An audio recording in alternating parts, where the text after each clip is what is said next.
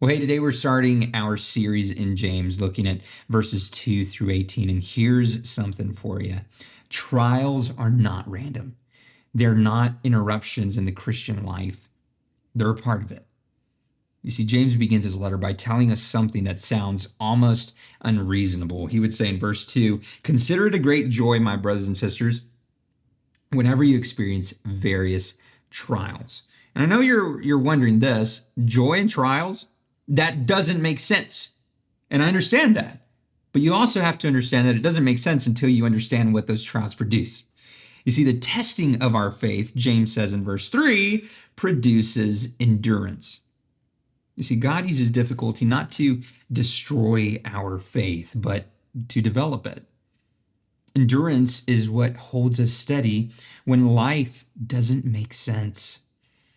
It's what keeps us from collapsing under the weight of uncertainty. And then James would go even further in verse 4, saying to let endurance have its full effect so that you may be mature and complete, lacking nothing. In other words, don't fight the process. God is shaping you through what he's allowing. But James knows what we're thinking. We're here wondering, how do we even do that? How do we remain joyful and patient in something that hurts? Well, his answer is found in verse 5. And it's this: ask for wisdom. Because wisdom is what connects what we know about God to how we live in the moment. When you don't understand what God is doing, wisdom helps you trust who God is. And James assures us that God gives generously without finding fault. The only condition, we must ask in faith, not in doubt. You see, faith doesn't mean pretending you're fine. It doesn't mean pretending you're okay. It just means believing God is still good despite what I'm going through.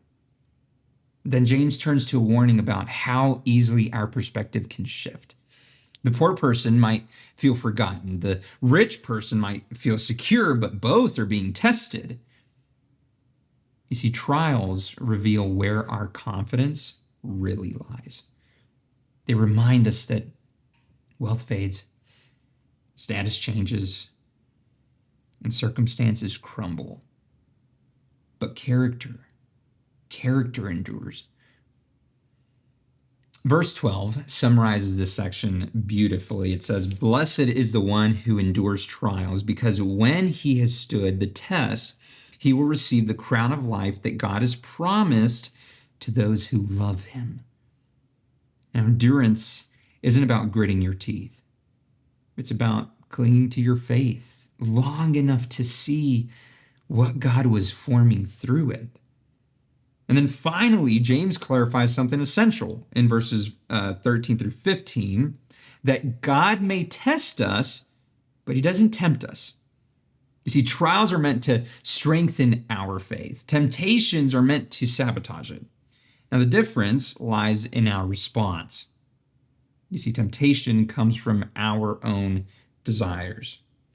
That when we let them run unchecked, they lead to sin. And sin leads to death. But God's gifts lead to life. Notice what it says in verse 17. Every good and perfect gift is from above. Where temptation deceives, God gives truth. Where sin brings death, God brings birth to new life through his word. So what's the application for us? Well, when trials come, and they will, there's your encouragement for this Monday. Don't waste them. Don't rush them.